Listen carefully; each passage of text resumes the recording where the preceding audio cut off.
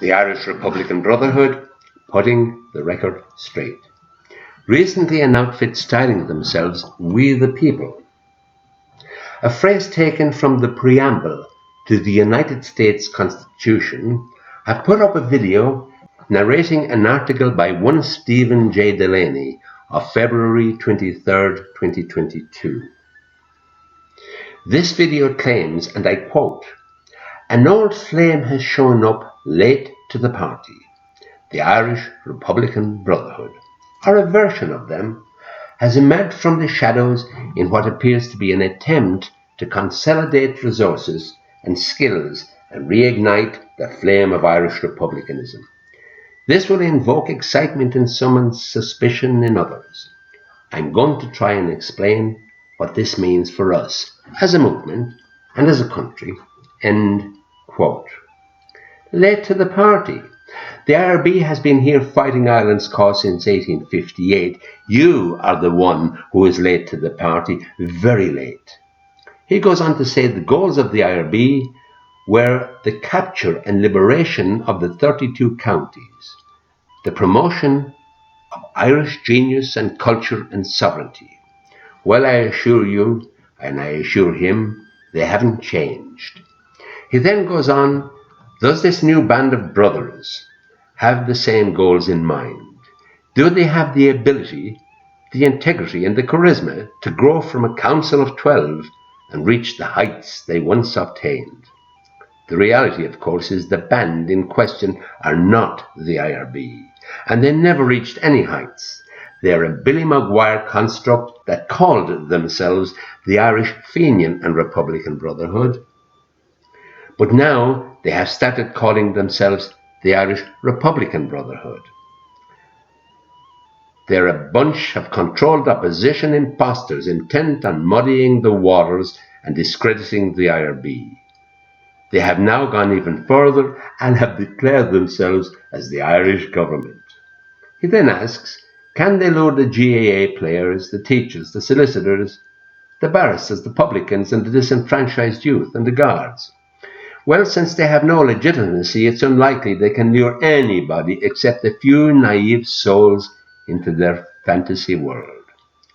Delaney then says, I can confirm I've had the pleasure of meeting some of those people through the movement, and I can say that I honestly am of two minds of what to think. Well, so he should be. He goes on, my apprehensions are a combination of both the history of the IRB and also of the fabric of its current roster. He's of course referring to the imposter roster. Next, he claims the IRB was founded by James Stephens, a Freemason, but an Irish nationalist nonetheless. James Stephens was involved with a network of Masons in France and Russia, and coordinated efforts with them to spark rebellion around the world. The motives here are contested. Well, he obviously got this untrue and scurrilous nonsense from an old video full of falsehood, innuendo, and downright lies called Secret Brotherhood, the Occult Origins of the Irish State and the IRB. I will comprehensively demolish that nonsense in my next video. Warming to the video's contents, he says, was he, James Stephens, genuine about Ireland's freedom? Warming to the video's contents, he says, was James Stephens genuine about Ireland's freedom, or was he just a purveyor of communism seeking to destabilize the current imperialist slavery system to achieve its implementation here? Well, neither he nor the IRB ever expressed or showed any leanings towards communism. Their sole aim was the freedom of Ireland, for which many of them suffered greatly and sacrificed their lives for. How dare he or anybody disparage them? He then goes on about Freemasonry, claiming it was, and I quote, at the heart of Irish nationalism from day one. What an ignorant insult to all of those patriots who gave their lives for Ireland. Shame on you. He then gives us a long-winded lecture on Freemasonry, concluding, we must remove our ignorance of such things and also educate ourselves to them to truly win the war. Their secrecy in this great awakening is a problem that must be addressed. Well, Stephen, go ahead with my blessing. Delaney goes on, this new Supreme Council for me doesn't immediately command respect, although certain individuals on the council do. Did he ever hear the term birds of a feather flock together? They're all wallowing in the same stinking bud droppings. Where is your discernment, Stephen? He says, I do not think it is wise to fall at their feet and swear fealty simply because they carry the IRB name. Stephen, they misuse and abuse the IRB name with no claim to it whatsoever. He says our phoenix, the rebirth of nationalism, in response to the globalist agenda, will unfortunately also bring naivety and gullibility. Stephen, there is no room for either naivety or gullibility in our dealings with the globalist agenda. We leave that to newcomers like you. He says, we are all rekindling our interest in our history and sense of shared identity. Well, Stephen, from the nonsense about the IRB and James Stephens that you have purported, it seems that your knowledge and interest in our history appears to be confined to the contents of that dumb video, Secret Brotherhood, the occult origins of the Irish state and the IRB. Now he says, we must not give the torch of Ireland to a handful of people hoping they will save us. We must first ask ourselves, are they legitimate? Is there a chain of custody here that bestows the honour upon them, or are they simply reaching out to clasp their hands around it? Now you're talking, Stephen. They are not legitimate. There is no honour among controlled opposition. Next he says we can sort out some of that with a few questions which they must answer. I ask those questions here publicly and demand a public response from a representative of this council. Well, Stephen, I can't respond for that bunch of imposters, but I can and do publicly respond for the IRB. He asked, who is the current president or leader of the IRB? Well, Stephen, I, Tom Ryan, speaking to you now, is currently the elected president of the IRB. He asks, do they have proof of approval to commission the creation of such a council? Stephen, no, they don't. They're a recent and ruthless creation. He asked, why are there other groups claiming to be the IRB? Well, Stephen, that's what controlled opposition do to discredit the legitimate IRB. Next, he asks, what is and where is your manifesto? Well, don't you mean theirs, Stephen? You will have to make an exhaustive search of Billy Maguire's ramblings for their manifesto. However, you will find the true IRB manifesto published in a 6-part series in the Irish People online newspaper, irishpeople.ie. It is entitled A New Ireland Blueprint Towards the New Republic. Go ahead, Stephen, educate yourself and read it. Next he asks, is there a political party, political wing to your group? Again, you mean theirs, I presume. In their case, possibly the Freemasons, and then you can take your pick of every other hood in the block. In the case of the IRB, the answer is a definite no.